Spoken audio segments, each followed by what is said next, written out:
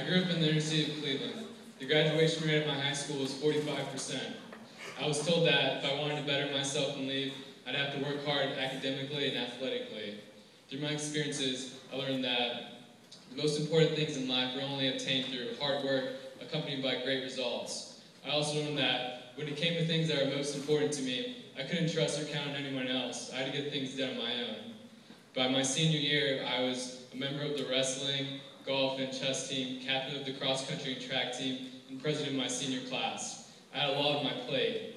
I grew up going to church, so I believed in God, but I didn't understand what it meant to have a personal relationship with Him. I thought the Bible was just a book of guidelines for us to follow to please God. I didn't see it as a love story. I also heard that He loved me unconditionally, and that there wasn't anything I can do to make Him love me any more or less. But I didn't believe that. The only time I ever felt truly loved by my family, friends, teachers, or coaches was when I was successful, was when I accomplished something. Ohio State wasn't going to accept me for working hard to be an unsuccessful student. Why would God be any different? Why would God love an unsuccessful Christian? Why would God choose some kid from the inner city something as amazing as grace? After 12 long years, I finally graduated and made it to Ohio State. I was excited because I decided I was going to be awesome and excel at everything I did, especially when it came to sports. But I was really awakened by the fact that I'm only 5'5", so that didn't go too well. I wasn't tall enough to be competitive in the sports clubs I wanted to join. So out of sheer desperation, I turned to the chess team. But I gave up there too after losing an embarrassing amount of times to a kid who rides a scooter to class. Not knowing for so long, my identity was found in being the kid who was good at everything. But now there was always someone smarter, faster, and funnier than me. Not knowing where to turn, I started attending a small group in my dorm and real life on Thursdays. There I met people who were interested in me and who seemed to care about me. I liked the talks and the songs were good too. We would sing songs to God saying that He was all that we needed and that He satisfied us. But deep down inside, I wasn't satisfied. Midwinter quarter, I was struggling through school and my parents were on the brink of a divorce. God didn't satisfy me then. I didn't feel loved by God then. So I'd seek satisfaction through partying and drinking with people on my floor. And this double life lasted the rest of my freshman year.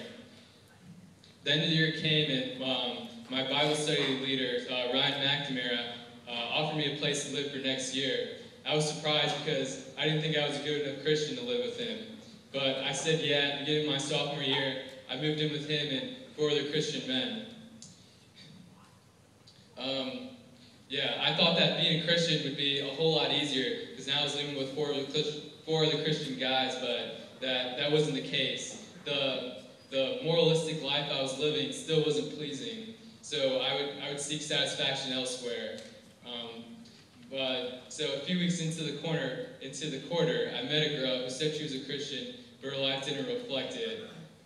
Came winter break, we started talking, and despite all the red flags thrown my way, we began dating in the beginning of the new year. I sincerely cared about her, and I wanted to grow closer to God, but I wasn't in a position to help her. It turned out to be the most unhealthiest relationship in my life. We broke up after 3 weeks when I realized that she'd been manipulating me through lies that were just covered up with more lies. I was angry and ashamed of myself because I let my roommates down and I let God down. I thought my roommates would treat me as a lesser man because now they're exposed to this sin in my life. But that wasn't the case. They assured me that they still loved me and also that God still loved me.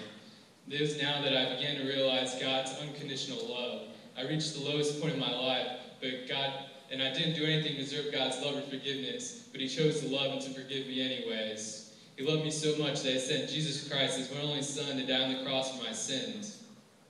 It's through Jesus that I'm made new. I turned my life over to Christ, and I gave up things that are sinful, not out of obligation, but out of love. I've never felt so free. The feeling of seeking perfection and satisfaction out of the world is now gone. Jesus Christ is now the most important thing in my life, and I want my life to be the proof of His love. Being a Christian, it isn't easy. I struggle walking with God every single day, but He's there helping me every step of the way. This past year, He's encouraged me to go to the Venezuelan Summer Project and also to NDCC. I learned a lot through experiencing God's love for the Venezuelans and also at NDCC through the great talks and through the fellowship there. The theme was God is greater than, and we learned how God is greater than our struggles, He's greater than our problems, He's greater than our worries, and greater than our sin. There I had fun, and I met a lot of the better friends I have to this day. I'd encourage you all to make sacrifices for God. I promise that He's faithful, and you won't regret it.